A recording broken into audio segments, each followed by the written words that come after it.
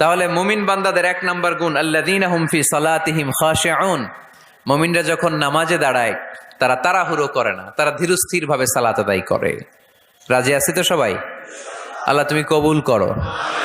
তাহলে এক number point সবার কাছে ক্লিয়ার। আচ্ছা, দুই নাম্বার আল্লাহ বললেন ওয়াল্লাযীনা হুম আনিল লাগবি মুরিদুন। মুমিন বান্দাদের দুই নাম্বার বৈশিষ্ট্য, তারা অনর্থক কাজ থেকে মুখ ফিরিয়ে নেয়। তাই না? এখানে অনর্থক কাজ গেলে আমার সওয়াব নেই, আরো গুনাহ হবে, যাব আমি? এখানে এমন কাজ গেলে আমার আমল নষ্ট হবে, যাব আমি? ওয়াল্লাযীনা হুম আনিল লাগবি মুরিদুন। মুমিন বান্দার দুই নাম্বার গুণ, মুমিন বান্দা কখনো কোনো অনর্থক কাজের দিকে যায় না।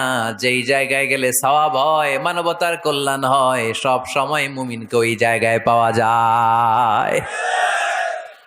ওয়াল্লাযীনা হুম আনিল লাগবি মুরিদুন, অনর্থক কাজ